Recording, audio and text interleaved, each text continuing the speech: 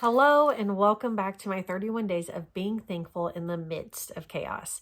Today we are going to be in Psalm 7 verse 17. Since there are only 17 verses in Psalm 17, I'm going to ask that you pause this, read the whole thing, digest it a little bit, get your things out of it, maybe come up with what you think I'm going to talk about today, and then let's get started. Today we are talking about being thankful for righteousness. Now, since you just read it, hopefully, you will know that David is under attack right now from the Cush Benjamite tribe. He's asking God to deliver him from his enemies that are coming against him because he knows that only God can do it. He has nobody else that is able to come to his rescue. God's the only person. But then just 2 verses into it, he's asking God to show him if there is any sin in his life. If you know about asking God to show you your sin, then you would know that you can receive healing after that. That's what he does. But then he does a complete 180 and asks God to avenge him and make his enemies see God's righteous judgment. And then he goes on for thanking him for protecting him, even when his enemies are coming against him and speaking against him. David realizes that God is the only person that can save him. David also knows that he has to have trust in God, and that if he were to take it into his own hands, like we probably know in our own lives, it's not going to work out. Because if David were to go up without God's backing to fight these people, then they would get plundered.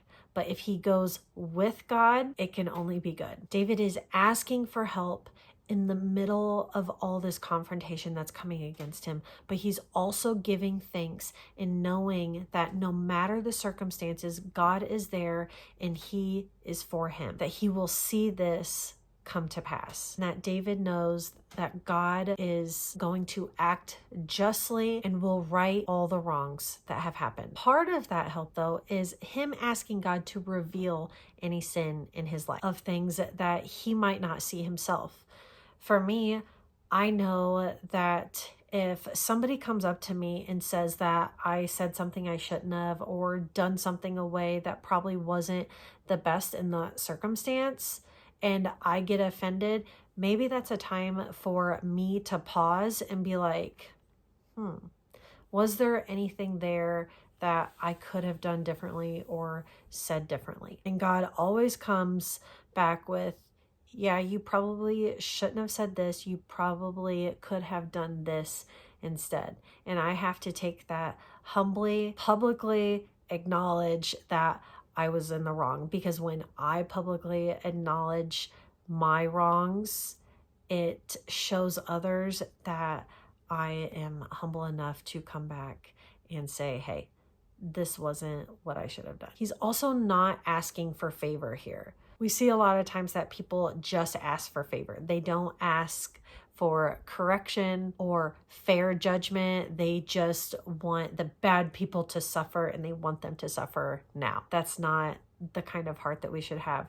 We should have the heart that David is having in this moment, where he is asking for God to show his righteousness, but he's also very open to the correction if it is needed. And he knows that there will be fair judgment when that is needed in God's time. And he will accept God's righteousness when it is due. So today's question that you need to drop your answer in the comments is, have you ever been in a situation where it's hard to trust God? I'll give you a little story on mine. I have a hard time trusting God when it comes to people coming against the campground.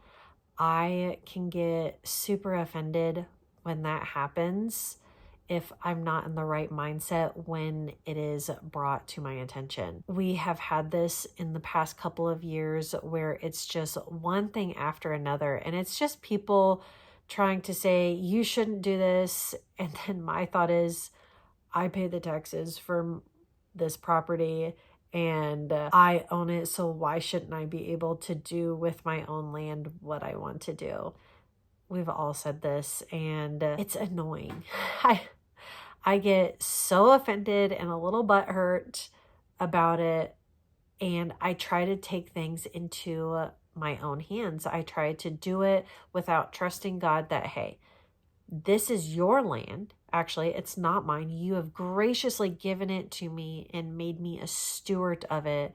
But I need to come under the realization every time that I am trusting Him and that everything will work out for His better. That anytime somebody comes against my family, our business, my kids, myself, that I need to see, hey, is there an open door of sin in my life that I need to correct during this time?